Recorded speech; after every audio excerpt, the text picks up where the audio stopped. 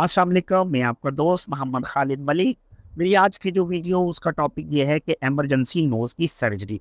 Emergency nose की surgery से मुराद ये, जैसे मेरे पास एक पेशेंट आया कि उनकी कोई लड़ाई हो गई या उनका कोई मोटरसाइकिल पे एक्सीडेंट हो गया।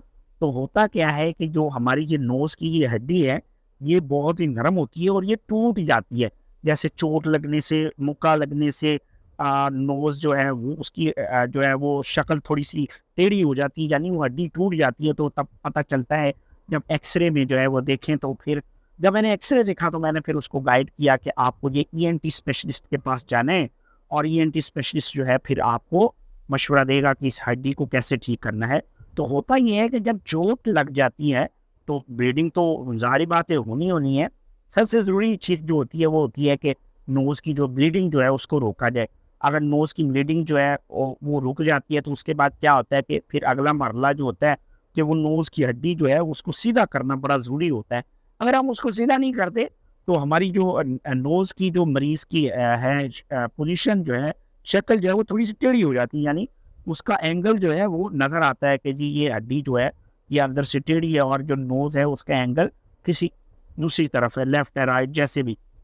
तो उसका एक ही तरीकाकार होता है कि पहले तो ये होता है कि जो चोट लगी होती है उसकी जो है उसका इलाज करना वो ज़रूरी है, उसकी ब्लीडिंग रोकना ज़रूरी है, कुछ दवाइयों से, कुछ ड्रेसिंग से, यानी नोज़ के अंदर जो है वो पट्टी करके उसको ब्लीडिंग को रोक देना होता है। और फिर कुछ दिनों के बाद जब स्वेलिंग जो है, एडीमा जिसे स्वेलिंग ठीक हो जाए, एडीमा ठीक हो जाए, तो उसके बाद क्या होता है, एक प्रोसीजर होता है जो ईएनटी स्पेशलिस्ट जो है वो करता है।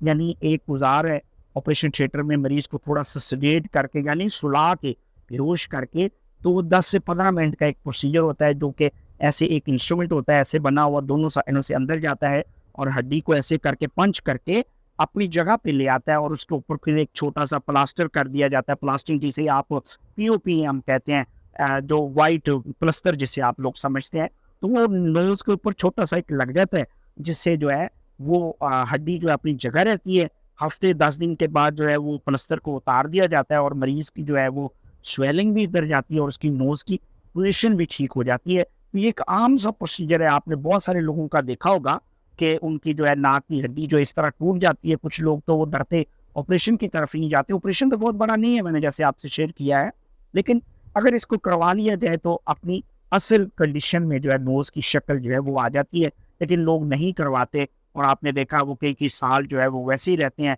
और वो हड्डी जो है वहीं की वहीं जुड़ जाती है और जो नाक की पोजीशन है वो टेढ़ी हो जाती है। तो अगर आज की मेरी वीडियो अच्छी लगे, इसे शेयर और फॉलो ज़रूर करें ताकि मैं आपके लिए अच्छी से अच्छी वीडियो बनाता रहूँ।